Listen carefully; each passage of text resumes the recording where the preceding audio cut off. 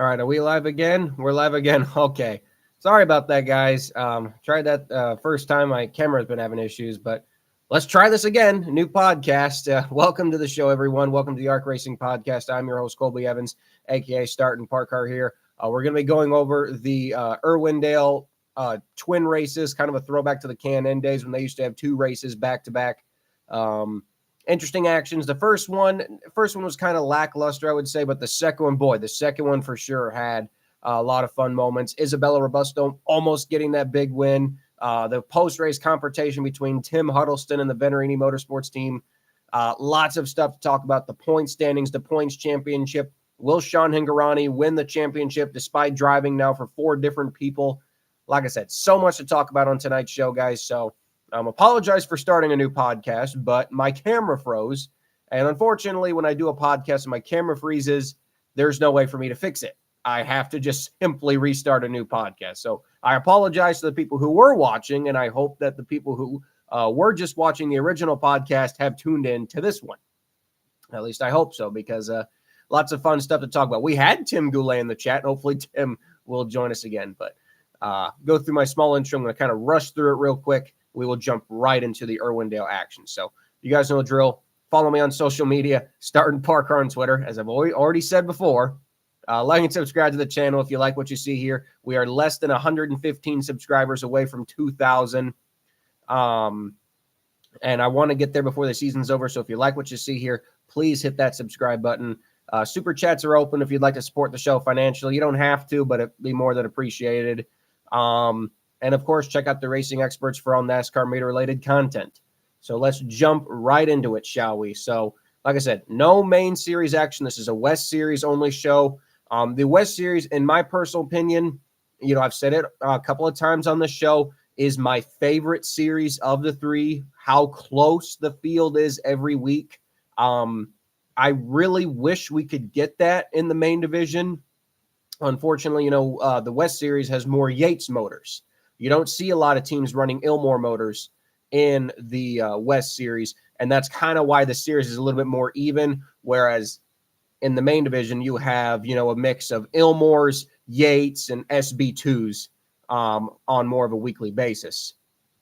But just saying, like, my personal favorite is the West Series. It's been like that the last couple of years. Not saying that the main series hasn't delivered some good races. They have. But personally, my personal opinion is that I've enjoyed the West Series a little bit more. And they did not disappoint this weekend. This weekend, like I said, was going to be was a randomly scheduled race for Irwindale. This was planned. And then they had the second date planned.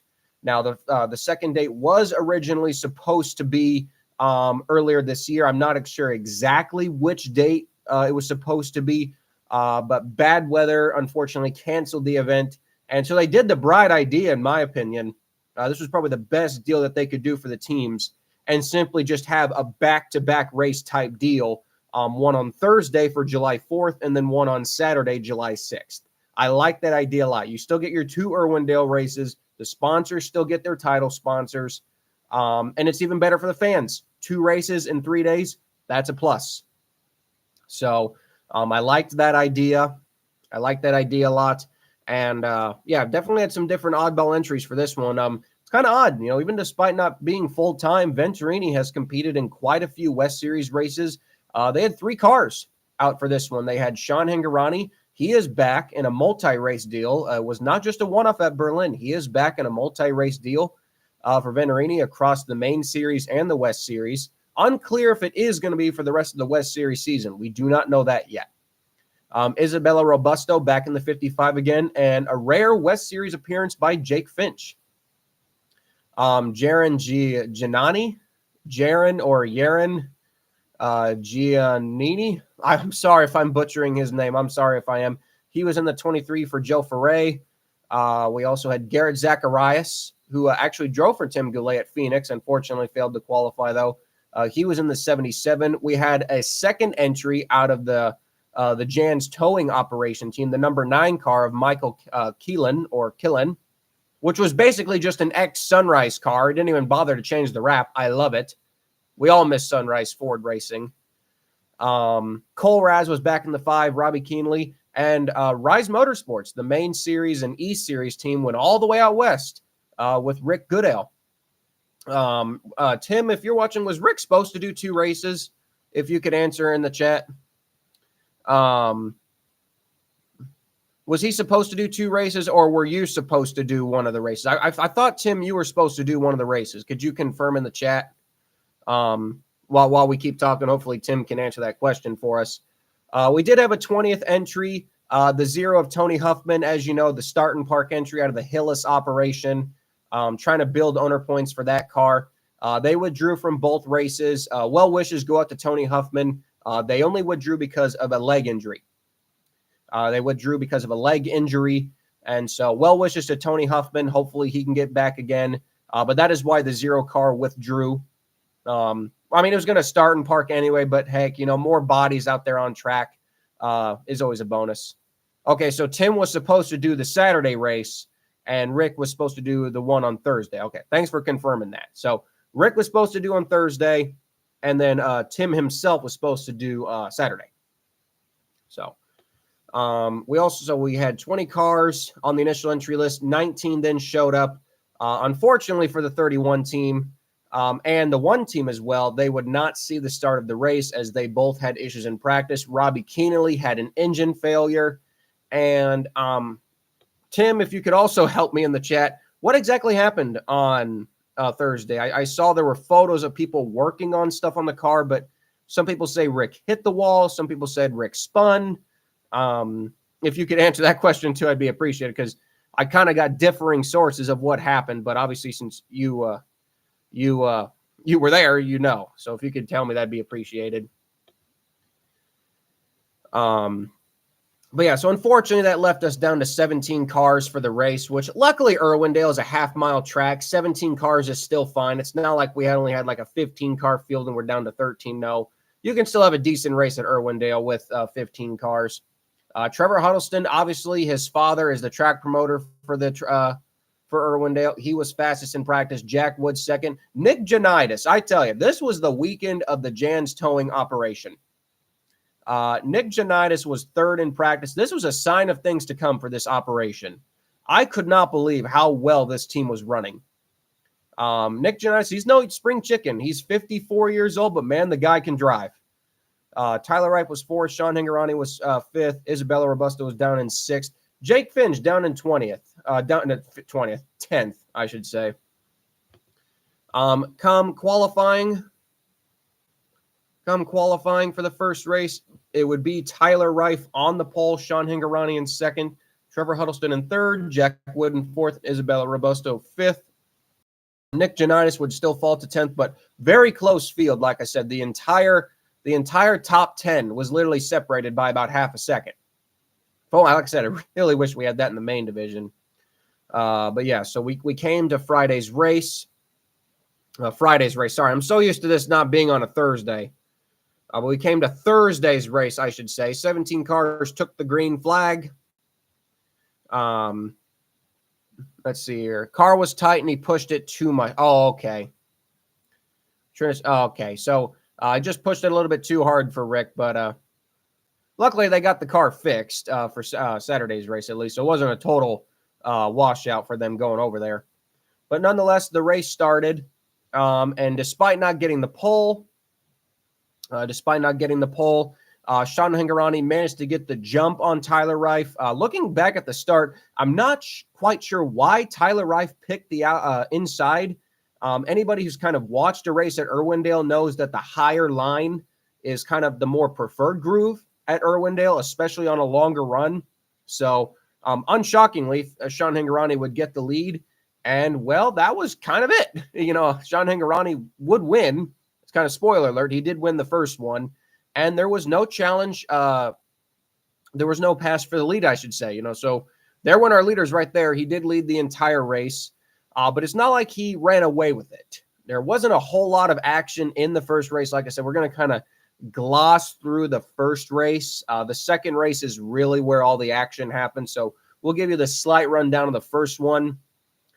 So Sean Hingorani's pulling away. They really mastered the setup on this car. And I really think it's where in a series like this, you can really see where a team like Venerini really, really has an advantage over these other teams. They compete more. They get that help from TRD and Toyota, and it's so hard for these West Series teams to compete against that, especially, when they're using Yates motors and, Venturini's using the Ilmores. It's really hard for them to compete with it. And you can really just see how much stronger Venturini is than the field, because they've got those strong relationships, and props to them for making it. It's not easy making those kinds of relationships in racing. But yeah, there was really no cautions up until the first mechanical failure of the race, and that was unfortunately one of the Jerry Pitts cars, Cole Raz. He not exactly sure if it was an engine failure. Racing Reference has it listed as a rear end, so maybe a rear end gear went out and the car started smoking. But nonetheless, his day was done. And then Bobby Hillis Jr., the car was getting slower and slower and slower as the race went on. So I'm not sure if Bobby got parked or he just decided to park it. But Bobby had been doing okay speed, had been running faster than the 05, but unfortunately, had to maybe be a mechanical problem or suspension issue, but something put him out of the race. 15 cars ended up finishing the race. Kind of the story of the race was, as the race went on, Isabella Robusto would get better and better and better and better. But it was definitely the Venturini triple threat. Ongoing fuel pump issue. Okay. Yeah, that checks out too. I know Bobby has definitely struggled with fuel pump issues. But yeah, the ongoing thing was Isabella Robusto in the first race. She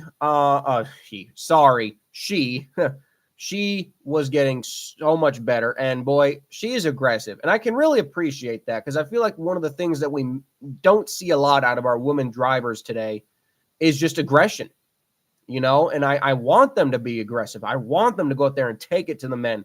And that's why I absolutely love seeing Isabella Robusto just kicking ass out there. I love it, man. Absolutely love it. And she had gotten herself, she started fifth, but she had kind of wandered in the fourth or fifth position, but she had gotten herself past Trevor Huddleston, past Tyler Reif, and past Jake Finch. Coming up to our last caution, which was only on lap 85, Jack Wood. It's been a tough year for Jack Wood overall. He hasn't really had the best performances.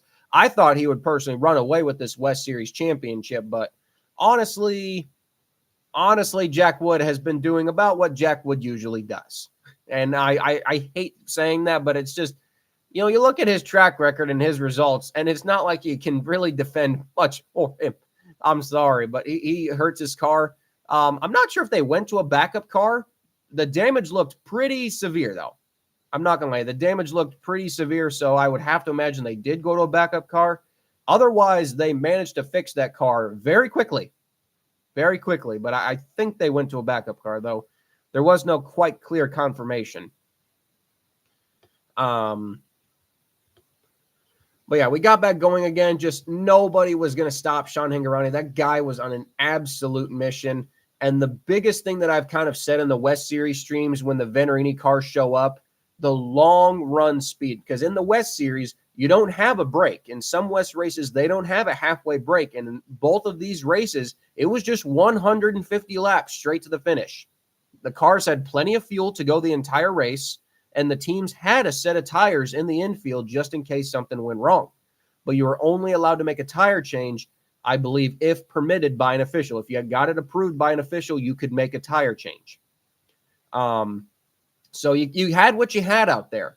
And I feel like that's really where the Venturini cars have the advantage over the field, because they're used to longer races than even some of these West Series races. They run longer races, especially with just wind tunnel. I'm not sure if they have wind tunnel time or not, but they just know how to do setups.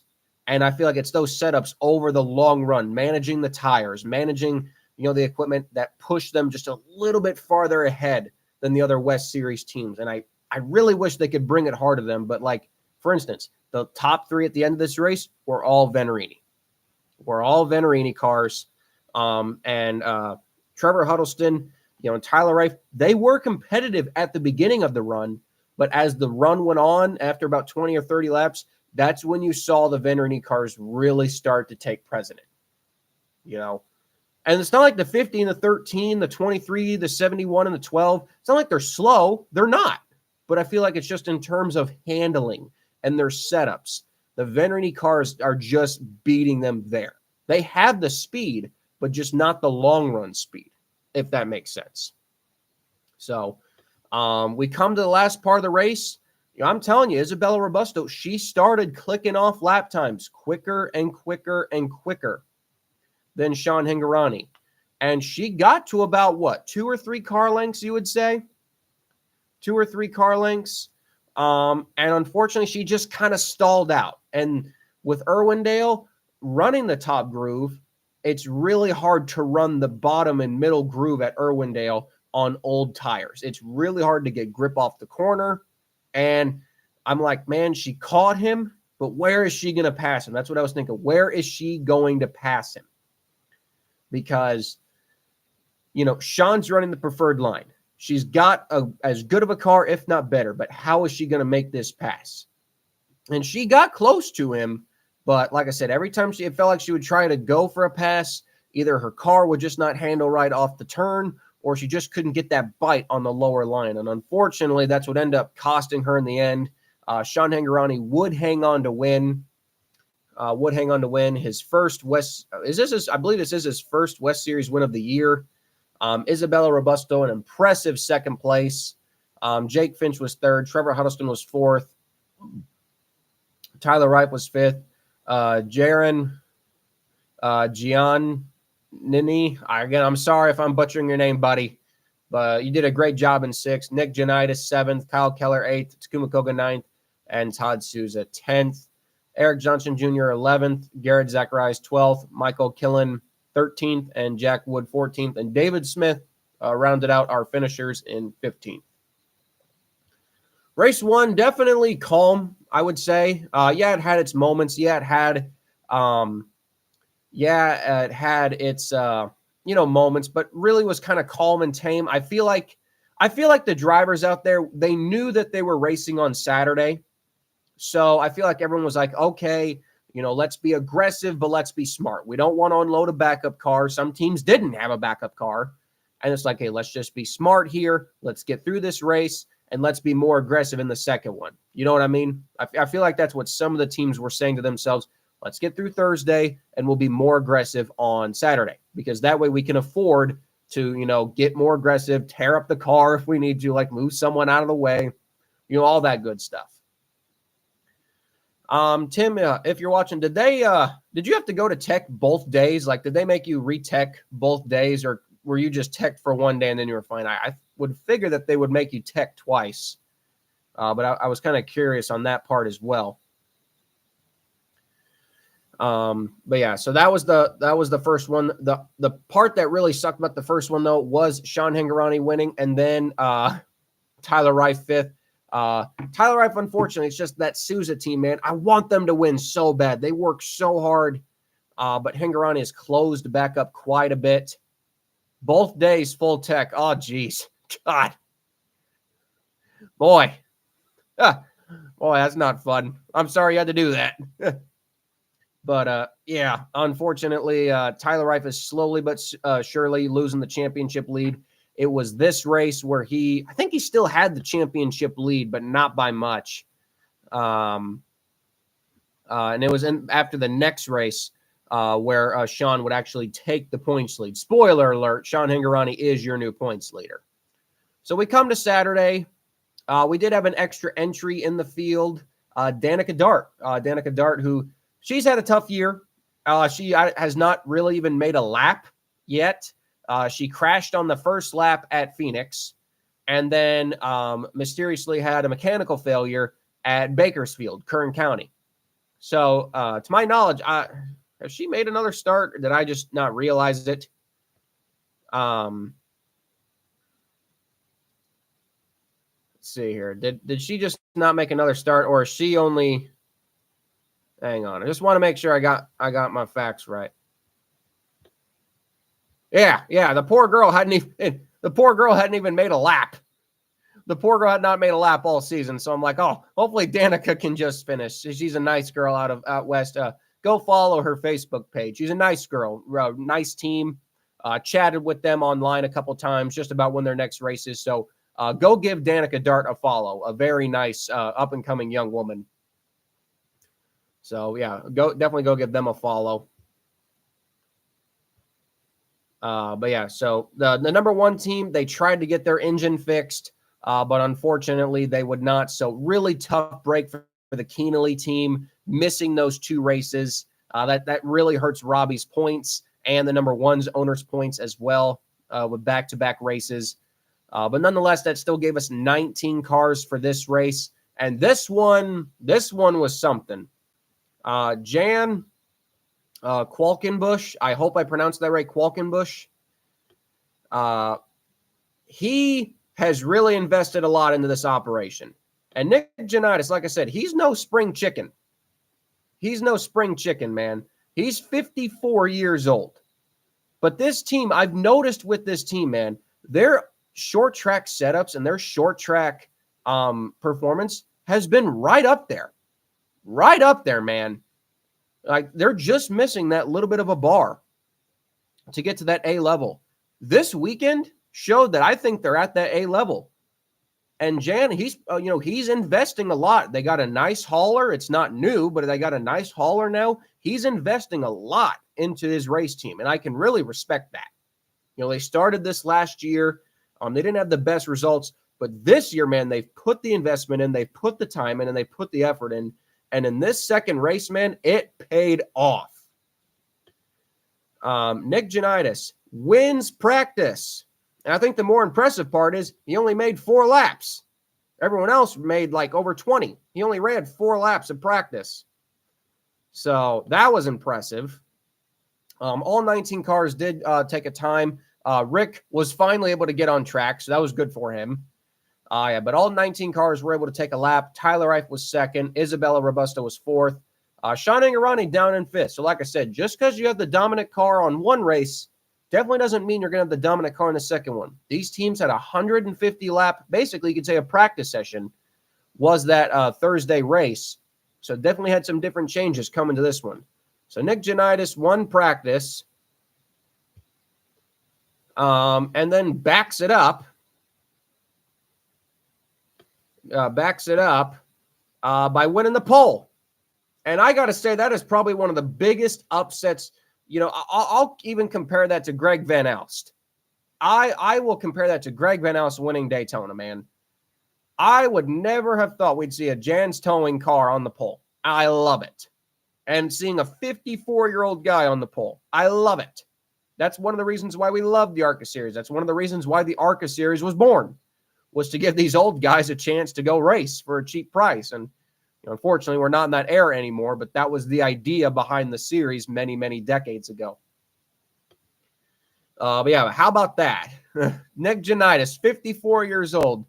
Jan Qualkenbush on the pole, man. Tyler Reif was second. Isabella Robusto third. Sean Hingorani fourth. And Trevor Huddleston fifth. Jake Finch down in sixth. Jack Wood in the backup car, he was eighth. But yeah, all 19 cars were able to make a qualifying run. As we get into the race, Bobby Hillis only made 4 laps. I have to imagine that it was probably a start and park because they were having issues from Thursday's event that were still stemming over into Saturday. But Bobby wanted to at least start the race. So number one, he could get the purse money, and number 2, get the owner points. So I have to imagine it was a start and park because Bobby literally only ran 4 laps. So, and if Bobby's going to start and park, he does not run many laps. He just wants to get it done as fast as he can. So it sucks to see Bobby start and park, but hey, he's got to at least start the race. Doesn't want to withdraw. So we had 18 cars going the full distance. The unfortunate part is my heart sank when I saw on the broadcast and Charlie Crawl said that the 71 had to go to the back of the field. And I'm like, no, why? Why does a 71 have to go to the back of the field for an unapproved adjustment? I'm like, we had one of the biggest upsets of the ARCA season on the pole. And unfortunately, they have to go to the back of the field. Ugh. And I knew this race wasn't going to have many cautions. So it's like, oh, this race will definitely go down as a what-if story, man. If that 71 had not had to go to the rear of the field, I think the 71 could have won that race. I genuinely do. I genuinely do think the 71 could have won that race. Yeah, so we get going. So everybody moves up a spot. So that put Tyler Reif on the pole for the race. I didn't get the pole set, but he just kind of started on the front row. Isabella Robusto was second. Sean Hingorani was third. Trevor Huddleston was fourth. And then Jake Finch was fifth. That was your top five to start the race after the 71 had to go to the rear of the field. So just like last time, Tyler Reif, he was able to lead lap one. Isabella Robusto was able to nose ahead and lead a lap. And then Trevor Huddleston actually managed to get by and take the lead. We had our first big crash, really big crash of the weekend on lap 9. The 77 of Gary Zacharias hit the wall very, very hard in turn 1. And man, I tell you, it has been a tough year for the Performance P1 Motorsports team, the Joe Nava operation. It has been a really, really tough year for this team. From crashes to not even starting races due to mechanical problems. I mean, let's just go over this team's 2024 so far. So Cody Camille at Phoenix crashes on lap 1. I don't know if it was his fault. I don't remember if it was his fault or not, or someone blew up. But yeah. Second race at Bakersfield, Cody Camille, another crash. Third race in Portland, Dave Smith unfortunately has a clutch problem. Doesn't even start the race. Sonoma, Dave Smith has a transmission issue. Does not finish the race. Garrett Zacharias in the first race at Irwindale, solid performance. 12th place, running. Second Irwindale race, crashes on lap 9 and heavily damages the car. So I feel bad for Garrett. I just feel bad for the 77 team as a whole, man. It has really been a tough year for that operation. And, like I said, the West teams, they don't have the biggest budget. So, a lot of that crashed equipment is not what they can afford. But that was our first big moment of the race. They bunched the field back up. That was a big break for the 71 because even in those 9 laps, the 71 of Joanides was able to go from all the way at the back of the field to, I believe, about 10th in line. But unfortunately, it was just too far back was the biggest problem. And after that crash, we had a 110 green flag lap run. And I just knew that without a guaranteed caution break, the 71 was just not going to get there. So we got back going green again. The 50 took the lead. The 15 got back into second, the 55 in third. So kind of the same way they were on Thursday with just inside the 50 leading. But with this time, Isabella Robusto, she definitely looked faster. And over time, she got closer and closer and closer. And then finally on lap 65, she took the lead. Yes, Isabella Robusto, we had seen the performance out of her. And this time she went up there and physically took the lead. Not many times you've seen a woman just go up there and take the lead like that. And that's why I personally said, I have not seen, in my personal opinion, not sure if you guys will agree with this, but I have not seen this much aggression out of a woman race car driver, in my personal opinion, since the days of Johanna Long and Shauna Robinson.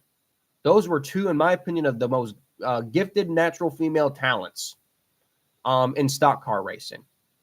I think you can push Danica Patrick. She was good in IndyCar, but not necessarily stock cars. My personal opinion, Shauna Robinson and Johanna Long, two of the greatest female talents. And I think you could easily put Isabella Robusto right up there in third. And heck, she might even surpass them by the end of the year at this rate. So, yeah. So she takes the lead. And the 71, man, I'll give him credit. He is mauling through the field. Up to 9th, up to 8th, up to 7th, up to 6th, up to 5th, up to 4th, up to 3rd. I mean, and then back down to 4th. Like the 71 is hauling ass, and he is matching lap times with the 3 Venerini cars. But the biggest problem was he had burnt up his tires trying to get there, and he just couldn't make the pass. It really showed, man, who was the most talented on the long run setup, old tires. And that's what I can really appreciate about these West Series races, is that it really, really shows who's got the most car control and who's got the best setup and handling and who can manage their tires the best.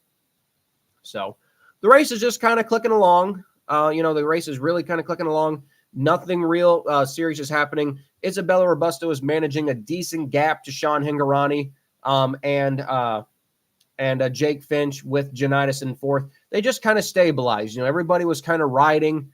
They were pushing hard, obviously. Bobby Hillis. Oh, sorry, I don't mean to say Bobby Hillis. Rick Goodale. Props to him. Like I said, it was his first professional ARCA start. He was doing his job, staying out of the way, but, running competent lap times, just trying to gain experience. Same thing with David Smith. Danica Dart, at her too. Like I said, she had not even made a lap in a real race because she had bad luck the first two. She had done a good job too. She stayed out of the way, running good, competent lap times, doing what she needs to do. So, yeah, good improvement for those two drivers. Michael Killen, they had a way better performance in this race than they did in the last one. So props to him for getting faster as well.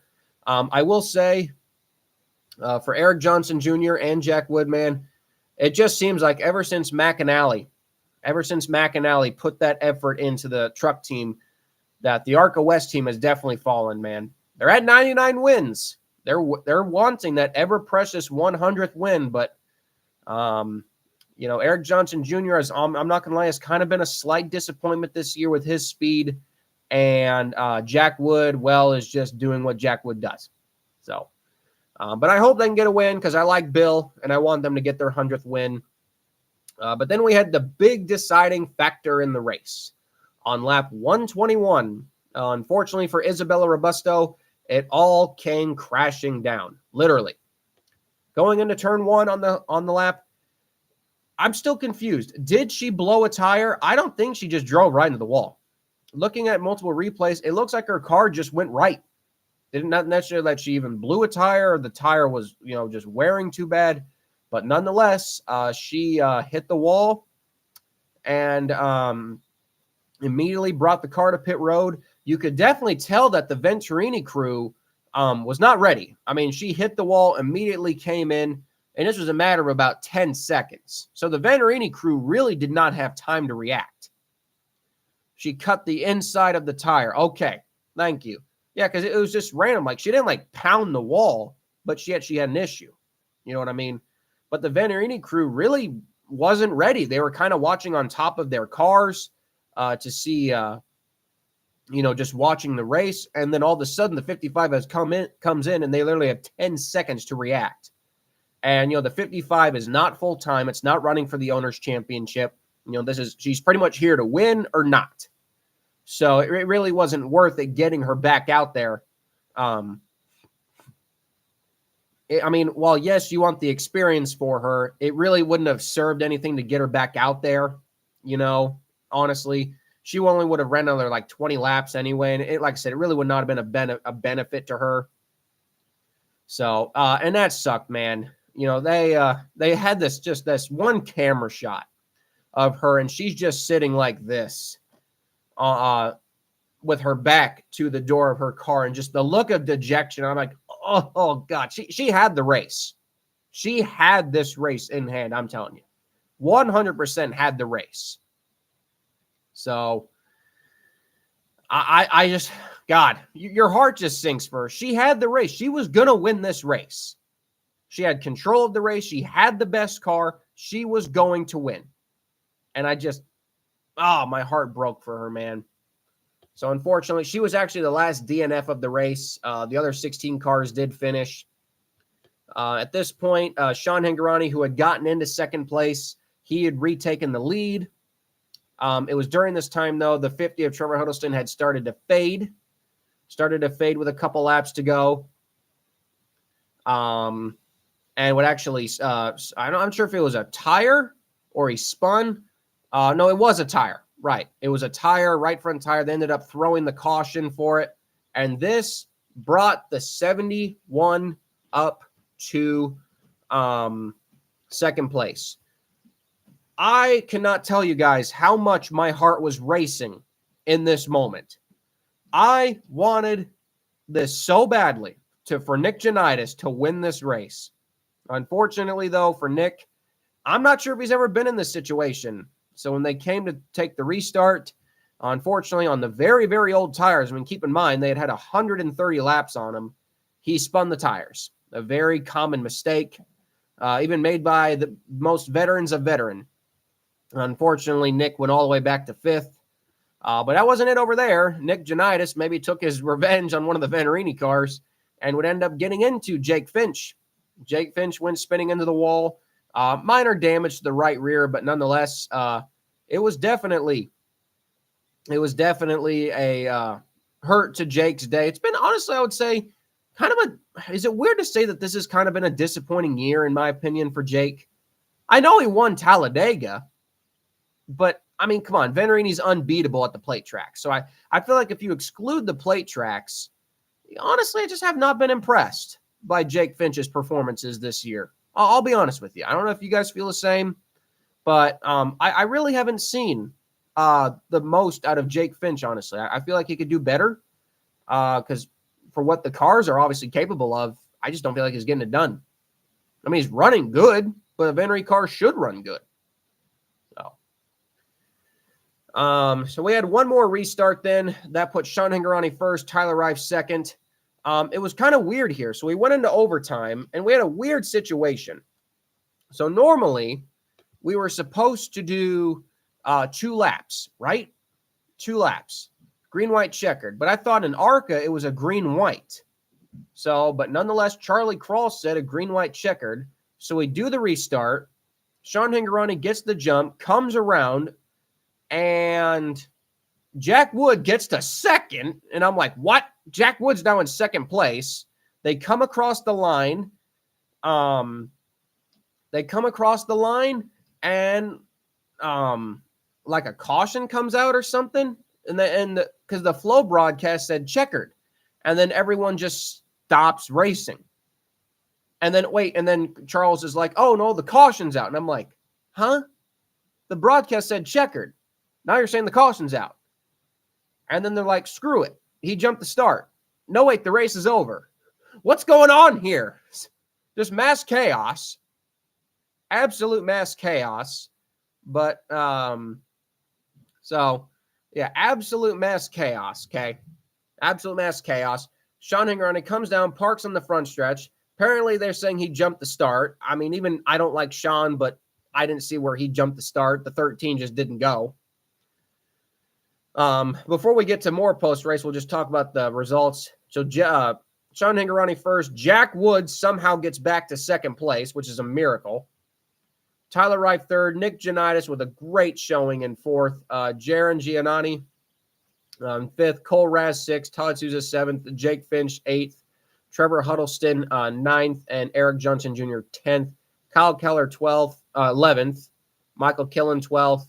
Takuma Koga 13th, Danica Dart 14th, David Smith 15th, and Rick Goodale, the final car running in 16th. It is what happened after the race that has gotten people talking. So after the race, and after a couple of, here, I'm going to look it up real quick. I want to make sure you guys can hear this. So I have it pulled up on my phone. But I want to make sure you guys can hear this real quick. This might take me a second because my microphone's hooked up, so I can't just play it. Hang on. My phone's not working very fast, but I'm going to play the audio because I'm not sure if NASCAR YouTube is going to save the audio. Yeah, I know. It's not PG. It's not PG, Tim, so I doubt this is on the I doubt they put this on the YouTube channel.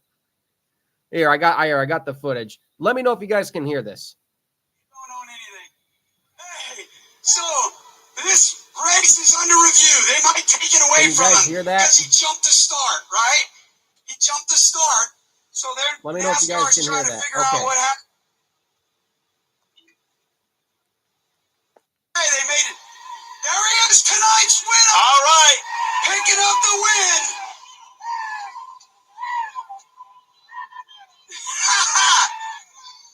Yeah.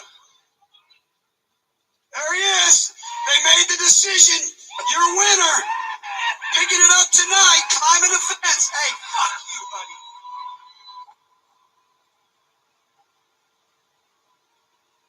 There's more.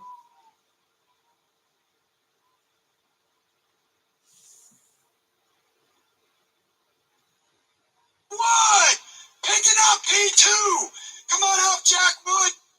Congratulations, dude. P2 tonight. What a gentleman class act.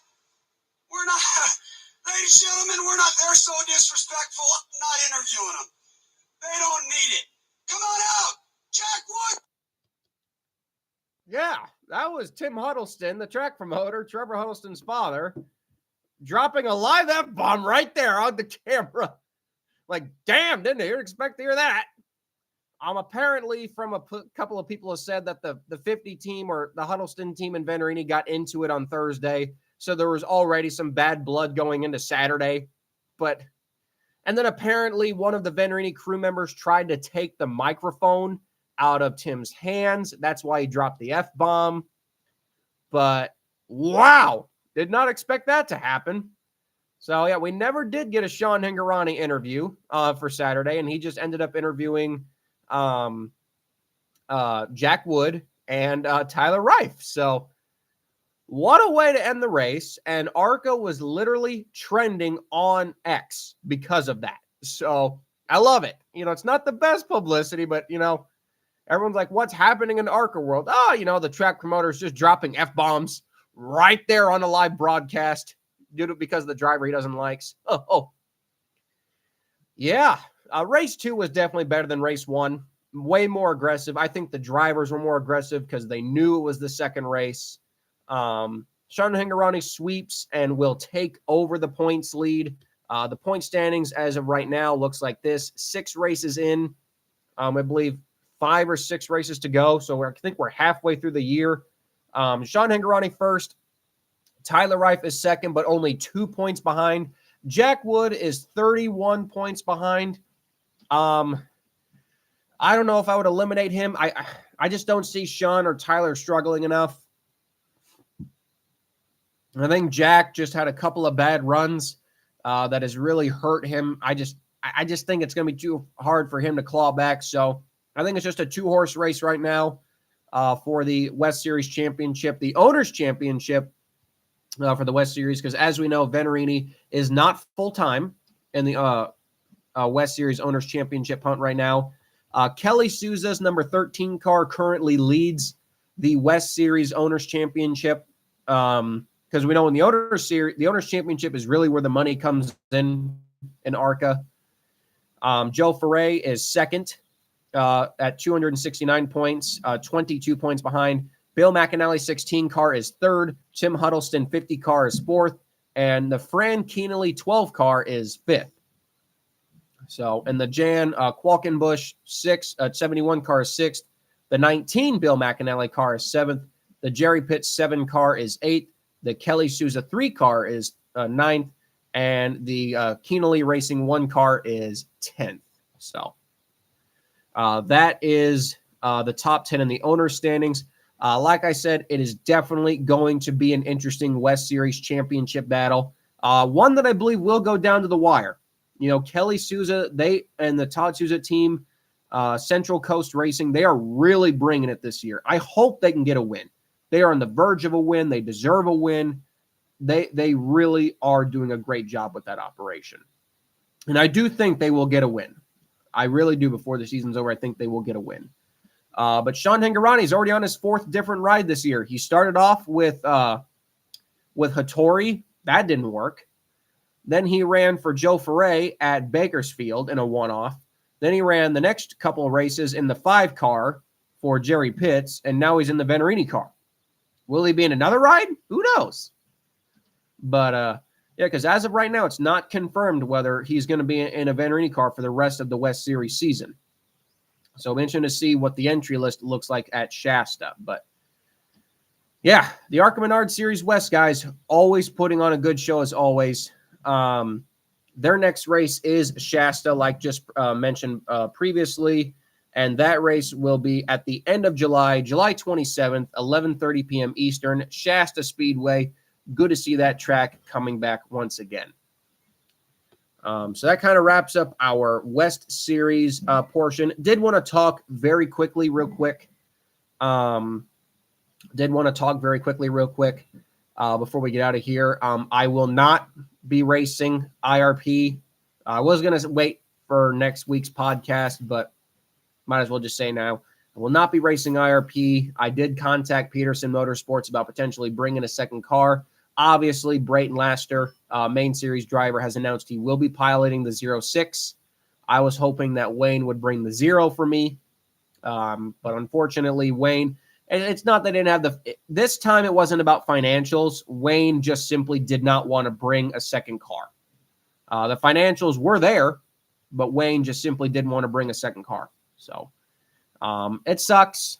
This time wasn't about money. It was just simply Wayne did not want to bring a second car. And I respect the team's wishes. It's not my place to argue about it. It's not my place to, be mad about it. I get it. The guy's 86 years old. Okay. I got to cut him some slack. So, but I'll be at IRP nonetheless. I'm going there for the whole weekend. The Brickyard's coming back, so I want to go back to that race for the first time at least. So I'll be there on Friday at IRP, and I'll be changing tires for one of the Andy Hillenberg entries. So at least I get to do something. But and I don't know, guys. Unfortunately, I was kind of hoping that the 2 ARCA races I would run at Iowa and IRP would get me my approval for Kansas. And unfortunately, without running a short track race, I am not going to get my approval for Kansas.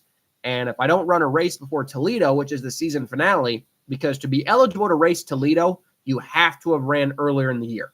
The ARC officials will not let you make your debut in the championship race, which is fair.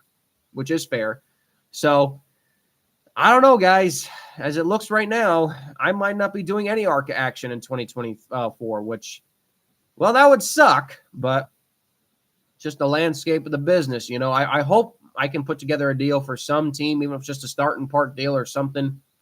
But yeah, as of right now, it looks like we will not be doing anything. But, never say never. There's still, quite a few races left in the year. So we'll see if something pops up. But, damn.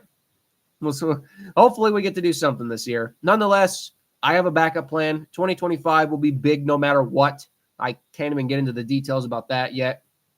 But, yeah, it is what it is, guys. It is what it is. I'd like to be able to race.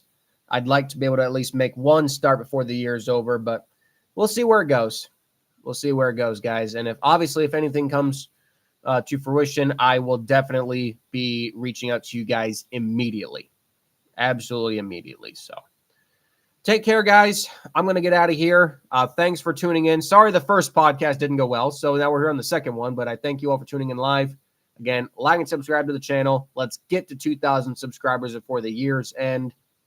And I will see you all next Tuesday for the ARCA East Main preview show. So take care, guys. Take care. I give you all the goodbye salute, and we'll see you all next week. Good night, Colby.